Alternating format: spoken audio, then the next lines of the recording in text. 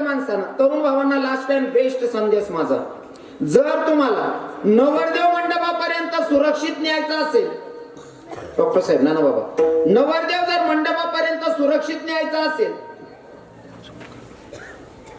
घोडा 50,000चा असू दे की 50 लाखाचा असू द्या, गौतम बाबा, घोडा 50,000चा असू द्या की 50 लाखाचा असू द्या, घोडा जापडी लावणी पडी तर नवरदेव मंडप पर्यंत सुरक्षित. घोडा तुम्हाला सस्ता राहो का मागा राहो, हा अनुभवते जवळजवळ 90% लोकेश ना शेज. घोडा 90,000 ना राहो का 90 लाख ना राहो, 50,000 ना राहो का 50 लाख ना राहो, पण नवरदेव जर मंडप पर्यंत सुरक्षित लय जाणार होती, घोडा जापडी लावणी पडी. का? त्यांनी जर बँड वाजवायला देखील ना टांगा पलटी घोडा फरार, मनीषीन त्या झापडी लावणी पडस. मग या ना महिना आपले काय शिकणे, जर तुमले बी जीवन मग सक्सेस बनवी, सक्सेस पर्यंत पोहोचणं होई ना, नाव ठेवणारा, टिंगल करणारा, आपल्या काड्या करणाराच कडे झापडी लायले आणि ते खाणं नाही भाऊ, सक्सेस पर्यंत पोहोचायची वेळ राहत नाही माणूस. विडल विडल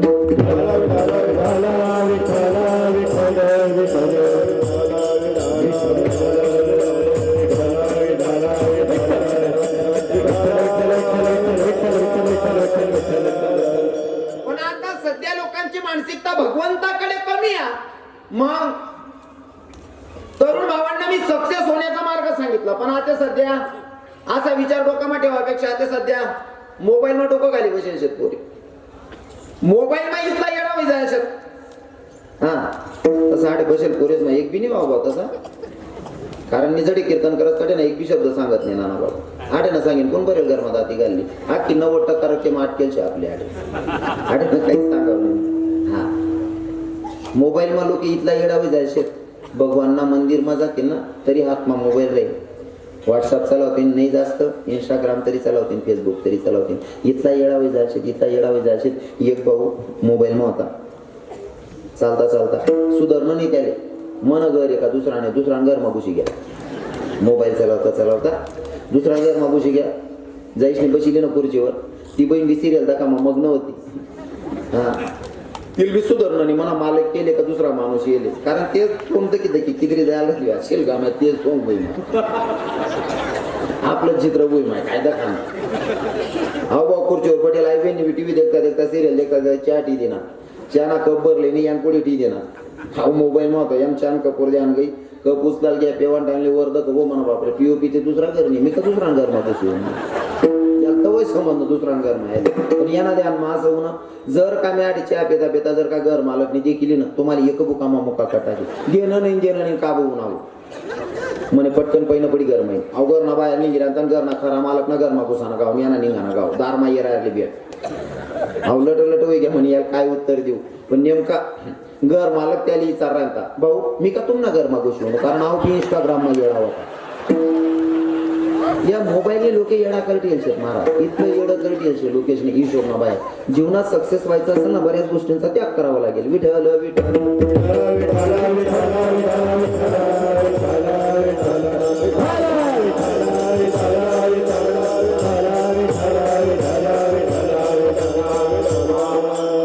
पहिलं उदाहरण सांगितलं जातीचं भिल्ल समाजाची बाई, भिल्ल समाजाची संत. पण महाराज माझ्या जगाच्या मालकानं उष्टी बोर खावी महाराज, काय भक्ती असेल शबरीची. हा दुसरं उदाहरण ध्यान मालिया. महार समाजामध्ये एक संत जन्माला आले, त्यांचं नाव होतं काय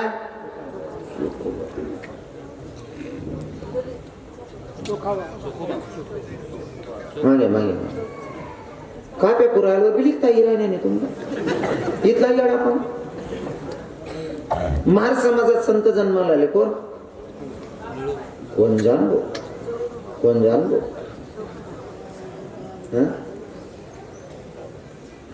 आम्हाला समजी घ्या पता नाही इशारा म्हणून त्यासनं अभ्यास चितलं तिथलं सांगा ना त्यासनं गाव नाही का गाव. महार समाजामध्ये एक संत जन्माला आले, त्यांचं नाव होतं चोखा मेळा. चोखा मेळ्याच्या पत्नीला दिवस येतात, बाळंतपणाची वेळ जवळ आलेली आहे, बाळंतपणाची वेळ जवळ आहे बाबा. आणि पत्नीला सांगितलं चोखा मेळ्याने ऐक ना सोयरा मला वारीला जावं वाटायला ग, सोयराबाईने थोडाही विलंब न करता नवऱ्याला लगेच होकार दिला, पण सांगितलं म्हणले तुम्ही जाताय ना वारीला नक्की जा, पण रस्त्यावर तुमच्या बहिणीचं गाव लागतं का, तुमच्या बहिणीला माझ्याकडे पाठवा म्हणले. आता मला सांगा, बाईना दिवस भरतायत, बाळणपणी वेळ जवळ, डिलिव्हरी वेळ जवळ आहे, तरी सुद्धा नवऱ्याला विरोध करा आणि वारी जावाले. काय बघते अशी आहे की नाही? आपल्या बाया नवरा कीर्तनले जात तरी बाकीने बाय घरात चिलकाच्या पकडल्या बाहेर बांधलेले गावमान गावात कीर्तन ऐका सुद्धा जाऊ दे तिथनी बाकीने बाया. तेवढे बरे आठवड्या बाया परमार्थिक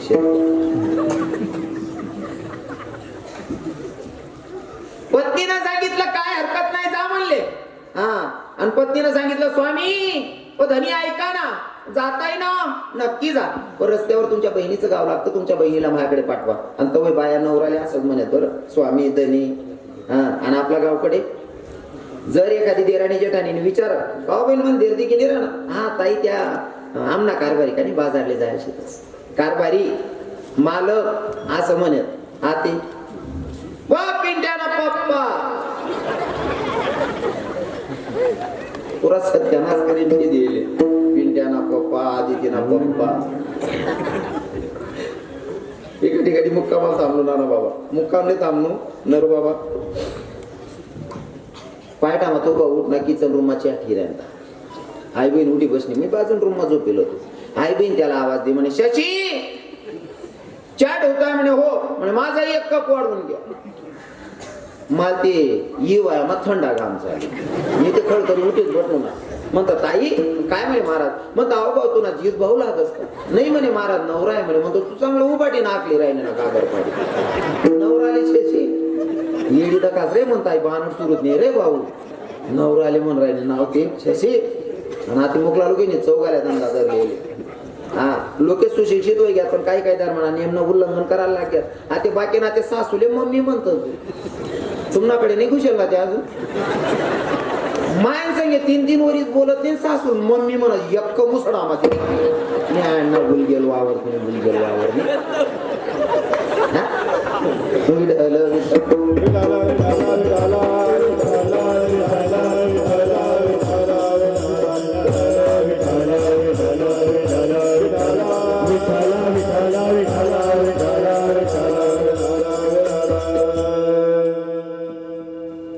पत्नीने सांगितलं जाताय ना जा, पण तुमच्या बहिणीला माझ्याकडे पाठवा, कारण माझी बाळणपणाची वेळ जवळ आलेली. कोणता दिवस बाळणपणाचा असेल सांगता येत नाही, तुमच्या बहिणीला पाठवा. चोखा मेढाने होकार दिला, पण नामचिंतनात एवढे मग्न झाले महाराज. चोखा मेढा नामचिंतनात एवढे मग्न झाले, लक्षातच नाही राहिलं बहिणीचं गाव कधी सुटलं तर.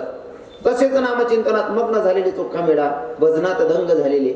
माझ्या विटेवरच्या मालकाला वाटलं जर माझा भक्त माझ्या नामचिंतनात एवढा मग्न झाला, स्वतःच्या बायकोची बाळणपणाची वेळ जवळ आहे, डिलिव्हरीची वेळ भरलेली आहे, तरी सुद्धा माझ्या नामचिंतनात एवढा वेळ आहे, म्हणजे संसारात चित्त नाही. माझ्या विटेवरच्या मालकाला दया आली. माझ्या विटेवरच्या मालकानं विटेवरनं उडी मारली आणि चोखा मेळ्याच्या गावच्या शिव जवळ आला. अजून गाव माझा आहे, गावच्या शिव जवळ आला आणि विचार करायला लागला, देव चोखोबाची बहीण बनायचं आहे ना.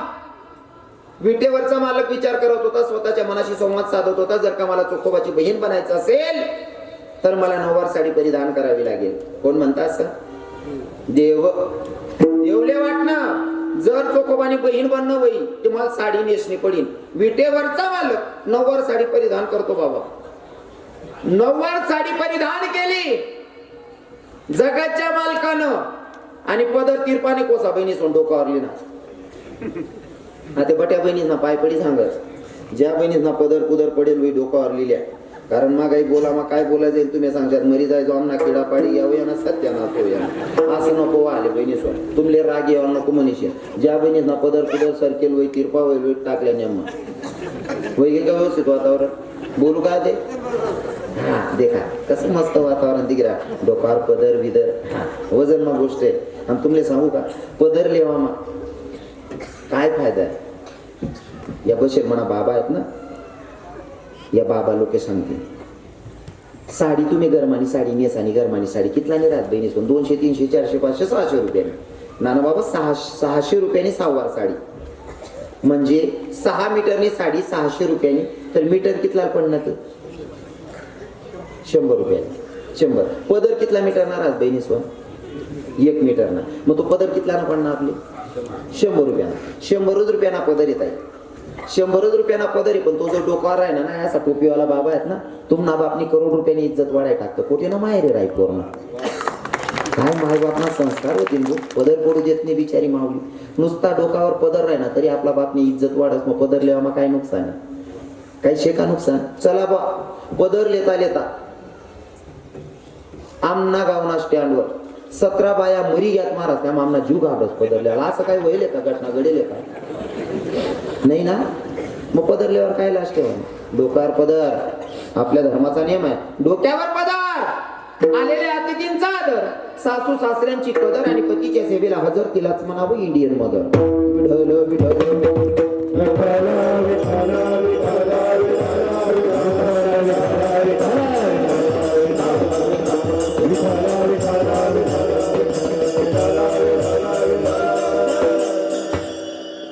डोक्यावर पदर घेतला पाहिजे. ही आपली संस्कृती आहे मायाव.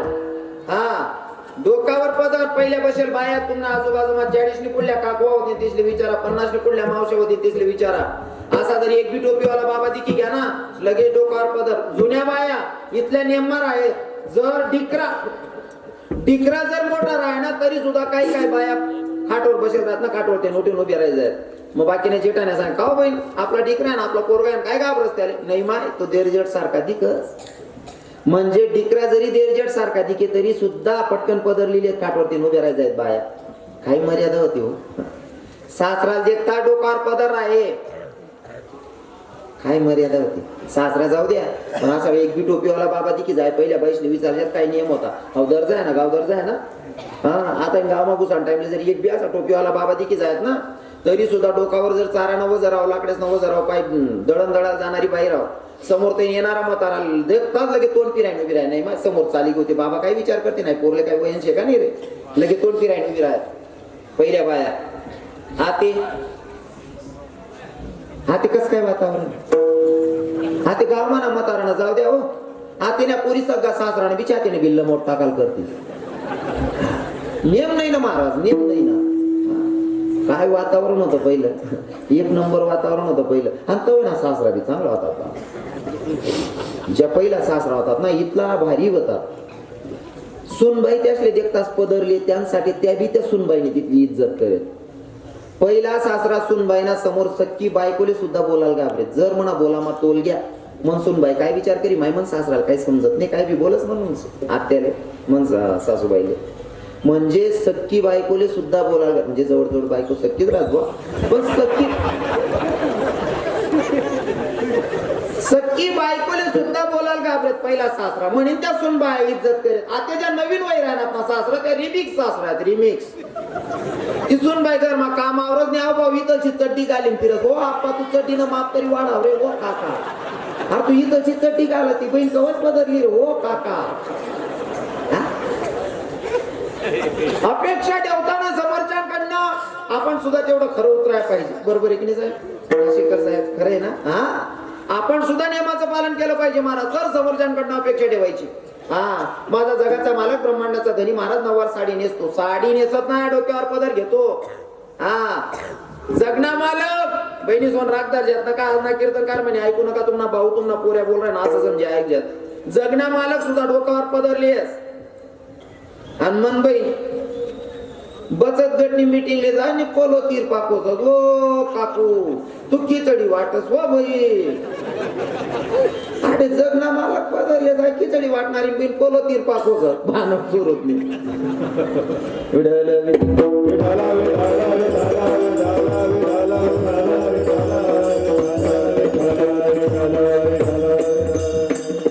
पण अजूनही खेड्यागावामध्ये चांगलंय. इथं एकही मायचा पदर पडलेला नाही.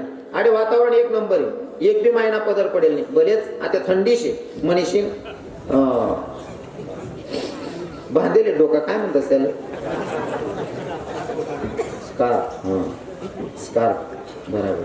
आपण एक वस्त्र येले बहिणी स्कार्फ वगैरे बांधायचे चांगले तुम्हाला सुरक्षिततेसाठी बांधा नाही. याला विरोध नाही करा. थंडीना बचाव करा ना तुम्ही चांगली गोष्ट आहे. आपण एक नवीन वस्त्र येले आपल्याकडे. अजून ना खेळामा नाही घुसेल येते.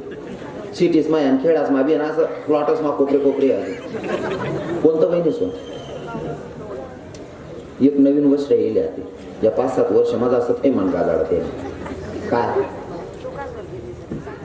गाऊन तो गाऊनले देखील असं डोकं फिरत ना दुकान माका देखील ना चाकू खाली माठ टाकू भासा जीव करत नाही आणि त्याला खून कट टाकू उपाडी देऊ भासा जीव करत नाही त्या गाऊनने इतका सत्यानाश करेल का बहिणीवर आपण तिसरी जाऊ तुम्हाला पाय पडत तर गाऊन घाला ना मी नाही म्हणणार नाही तुमले वाटच ना मी सेफ आहे तर गाऊन घातला पाहिजे नक्कीच तुमले सुरक्षित वाटच गाऊन घाला पण गाऊन घाला नंतर ते रातनं घाला ना वस्त्र रातलेच परिधान करल्यावर जेवण वेगळी साडी बदलीने गाऊन घालल्यावर आपला आपला रूम मध्ये झोपी राहा बाकीने बाया गाऊन घालीन बट गाव टिली येते हा हो बाई एखादा कच्ची मता ब्याई मर जाईना कारण गाऊन घालेलो का सुधवर देखती का बाबा आपण पहिले त्या दादरवर ना बाजरीवर ना चिडा उडावला नाही का लाकडे गाठ देऊ त्याच्या मजा नाही किती बहिणी तर गाऊन खाऊन नका घालत जावा तुम्ही आणि बाया ती निघाल नाही बहिणीच पुरा सत्यानाच करणार लावा तुम्ही या गाऊन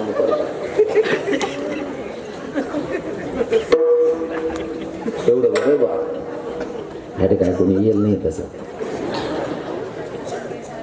मस्त वातावरण खेळानं वातावरण जातं हो चोखा मेळ्याच्या बायकोचं भाडण पण करण्यासाठी माझा विटेवरचा मालक नववार साडी नेसतो महाराज डोक्यावर पदऱ्या आणि गावात प्रवेश करायचा दर्जामध्ये आला गावात प्रवेश करायचा असेल तर माझ्या जगाच्या मालकानं पायातली चप्पल हातात घेतली महाराज हा नियम होता पहिल्या लोकांचा पहिले किती श्रीमंताची मुलगी असेल करोडपतीनी पोरं होईल पण सासरमा येवानंतर गाव मागून टाइमले दर्जामा येताच पायमाने चप्पल हात मारली पहिल्या पुरी या बिन बाबा आज्या बसले ताडे आजी बाया दुसरे विचारा हा नियम होता गावमा घुसान पहिले पायमाना चप्पल हात मारली अशा बाया होत्या पहिले आता चप्पल घालाशिवाय राहतेच नाही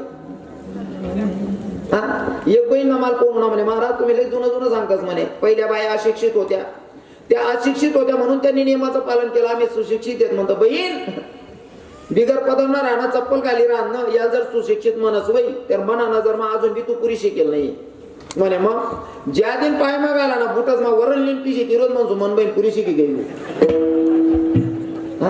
अरे आपल्या धर्माचं नियमाचं उल्लंघन करू नका ना माय बाप आपला धर्मासारखा पवित्र धर्म भूतलावर नाही महाराज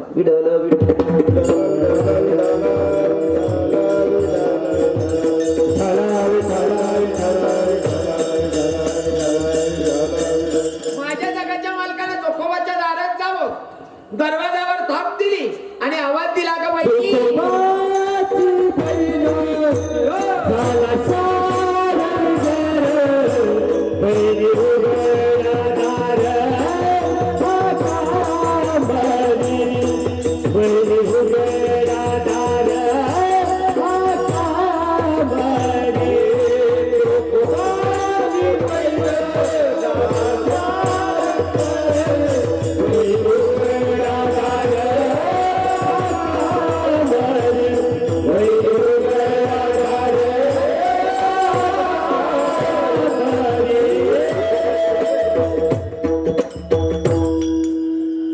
दारात गेले दरवाजावर थाप टाकले आवाज दिला का वहिनी दार उघडला चोखोबाच्या पत्नीनं दरवाजा उघडला जगाच्या मालकानं घरात प्रवेश केला मला सांगा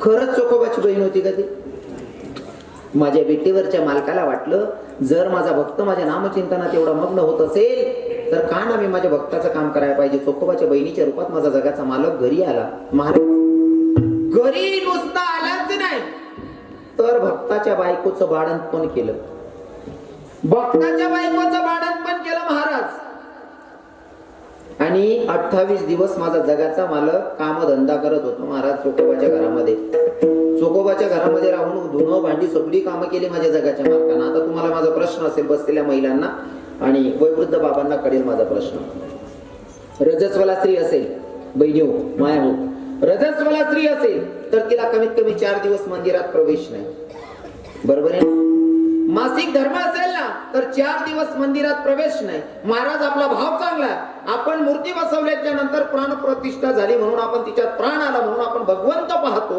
पण नास्तिक लोकांच्या मनाने जर विचार केला तर मूर्ती दगडाची पण तरी सुद्धा दगडाच्या मूर्तीच्या समोर रजस्वला स्त्रीला 4 दिवस प्रवेश नाही दगडाच्या मूर्तीच्या समोर 4 दिवस प्रवेश नाही पण माझा विटेवरचा मालक भक्ताच्या बायकोचं भाडण पण करतो किती उदाहरण करण्याचा किती खालच्या लेवलचं काम करतो अजून सांगास भक्ताच्या बायकोचं बाळंतपण करण्यासाठी विटेवरचा मालक आला, याच्यासाठी फक्त भक्तच नाही, पत्नी सुद्धा तेवढी भक्त खास होती महाराज. चोखोबाची पत्नी सुद्धा तेवढी खास होती. इथं बसलेल्या माझ्या सगळ्या बहिणींना विनंती असेल, आजचा कीर्तनकार म्हणून ऐकायचे नाही, तुमचा भाऊ बोलतोय, तुमचा मुलगा बोलतोय असं म्हणून ऐकायचे. ऐका, चोखोबाच्या बायकोचं जर बाळंतपण माझा जगाचा मालक करतोय, याच्या मागचं कारण असं आहे, चोखोबाचे बापाला डोळेच नव्हते, आंधळे होते आणि त्यांना दिसत नव्हतं. अभंगाच्या व्यतिरिक्त सांगतोय, फक्त मला तुम्हाला संदेश द्यायचा आहे म्हणून सांगतोय. चोखोबाच्या बापाला दिसत नव्हतं, पण बापाची आंघोळ घालणं चोखोबाचं नित्य होतं. रोज सकाळी उठल्याच्या नंतर आंघोळ झाल्याच्या नंतर बापाची आंघोळ घालणं हे चोखोबाचं काम होतं. एके दिवशी चोखोबांना शक्य झालं नाही, पत्नीला सांगितलं, म्हणे ऐक ना, म्हणे काय आज मला शक्य होणार नाही, मन बाप ना आंघोळ तू कर दिजो, म्हणे हा काळजी करू नका. चोखोबा साईडला, चोखोबा नव्हते. चोखोबाच्या पत्नीनं सासरी बुवाची आंघोळ घातली. बाप आंधळा होता, पण आंघोळ झाल्याच्या नंतर चोखोबा थोड्या वेळाच्या नंतर येऊन बसले. चोखोबाला विचार, म्हणे भाऊ तू रोज आंघोळ घाले तर आवाज कसा ये नाही, पण आज पहिला दिवस होता, आंघोळ खरं सांग, तू आंघोळ घाली का दुसरं कोण होतं? म्हणे कस काय बाबा? अरे आंघोळ घाला टाइमली बांगडीच नावाजी राहता, बांगडीच नावाजी राहता. तुले मनी शपथ खरं खरं सांग, सुनबाई पण उभी होती, चोखा मेळा पण उभे होते. चोखा मेळ्याच्या डोळ्यात अश्रू होते, बाबा मला शक्य झालं नाही तुम्हाला आंघोळ घालणं, म्हणून मी तुमच्या सुनबाईला सांगून गेलो होतो. सासरी बुवाच्या डोळ्यात अश्रू होते. सासरी बुवानं सांगितलं चोखोबाच्या बापानं सुनबाईला, जगाच्या मालकाला हाक मारले, देवा अरे फक्त मुलगी बापाचं आंघोळ घालू शकते, पण माझी सुनबाईनं मला बाप